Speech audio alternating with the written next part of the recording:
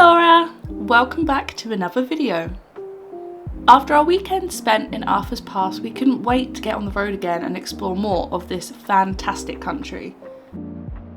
When we first landed in New Zealand, we did a little road trip around the South Island, and one spot we were really looking forward to visiting was Lake Tekapo, but we were subject to New Zealand's ever-changing and unpredictable weather.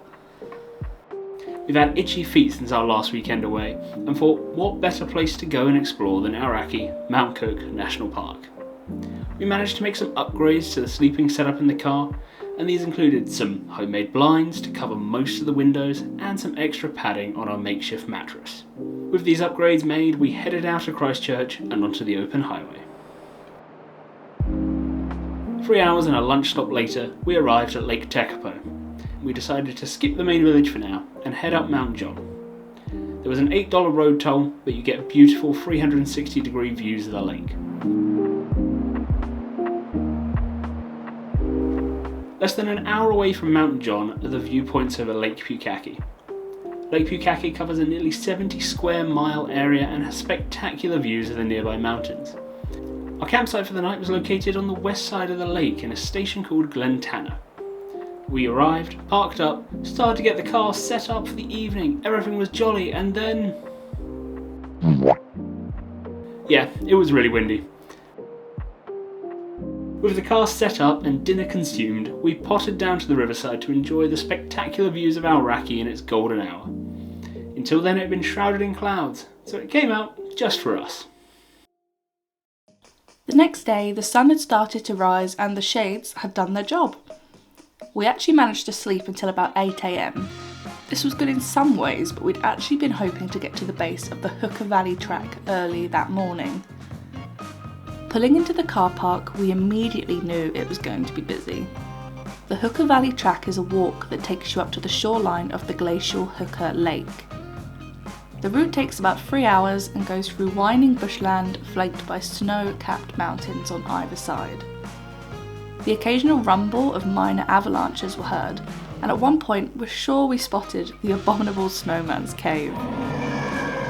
The lovely thing about this route is that while the scenery is spectacular, it's actually a very flat route with only a few stairs to traverse and 3 swing bridges. But once you arrived at the Glacier Lake, it was clear to see why the walk is so popular.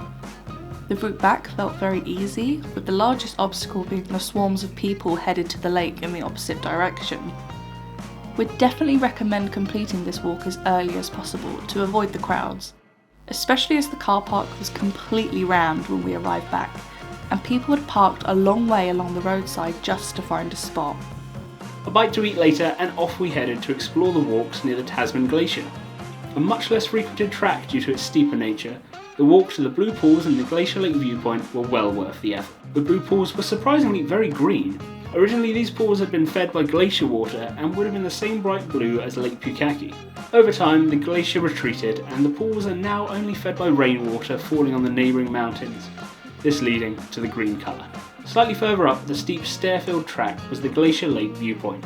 This gave a fabulous view over many of the southern Alps, with the foreground being dominated by the Tasman Glacier Lake.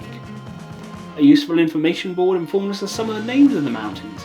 We especially liked the armchair. The walk to the top is roughly 20 minutes of pretty much continuous large stairs. It was well worth the effort and would recommend taking the detour from the main route to complete both walks. Our feet were telling us to stop at this point, so off we headed to our Lake Tekapo campsite. As the campsite's name gives away, we were right on the lake's edge and had a fabulous view from our site over the lakes and the mountains. We set up and chilled for the evening, making friends with a group of fledgling ducks and a couple of rabbits. As night started to draw in, we grabbed the cameras and hopped down to the lake to take in the last lights of day. So that completes this week's adventure in Clifford the Big Red Car. Thanks for following along, and let us know if there are any places in New Zealand that you think we should explore next. Please like and subscribe, and we'll see you in the next one. Bye for now!